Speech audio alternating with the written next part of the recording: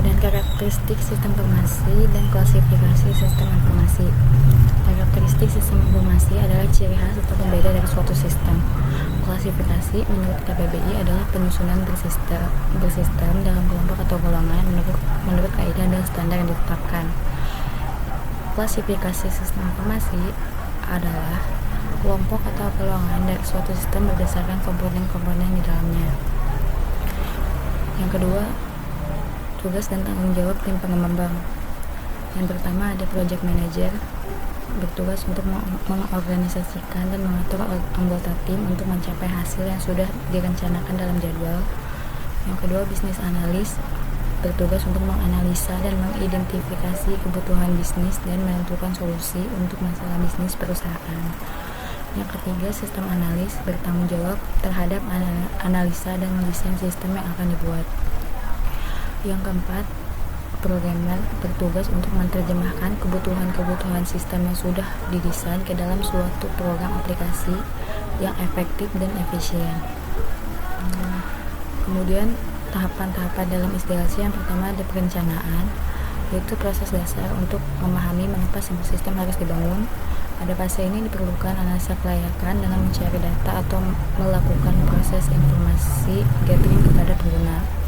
Yang kedua, analisa, proses investigasi terhadap sistem yang sedang berjalan dengan tujuan untuk mendapatkan jawaban mengenai penggunaan sistem, cara kerja sistem, dan waktu penggunaan sistem. Dari proses analisa ini akan didapatkan cara untuk membangun sistem baru. Kemudian yang ketiga ada perancangan, proses penentuan cara kerja sistem dalam hal arsitektur desain, interface desain, database, dan spesifikasi file dan program desain. Hasil dari proses perancangan ini akan didapatkan spesifikasi sistem. Yang keempat, implementasi, proses pembangunan dan pengujian sistem, instalasi sistem, dan rencana dukungan sistem. Kemudian tahapan-tahapan analisa sistem. Yang pertama ada penetapan ruang lingkup.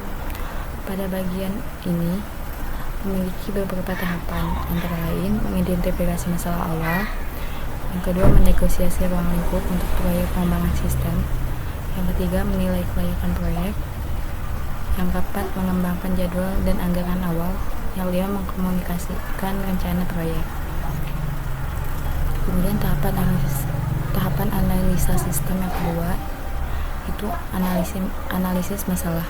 Pada bagian ini, analisis masalah memiliki tahapan antara lain memahami bidang masalah, menganalisis proses bisnis, menentukan tujuan perbaikan sistem, memperbarui rencana proyek, mengkomunikasikan penemuan dan rekomendasi.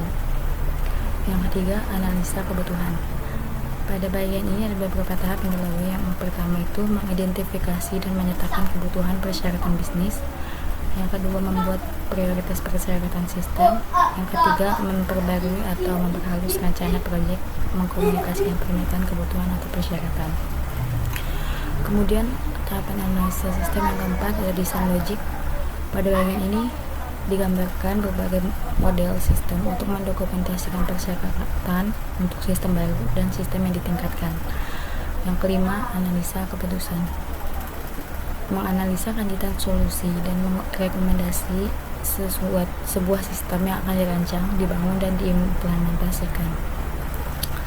Sekian dari saya. Assalamualaikum warahmatullahi wabarakatuh.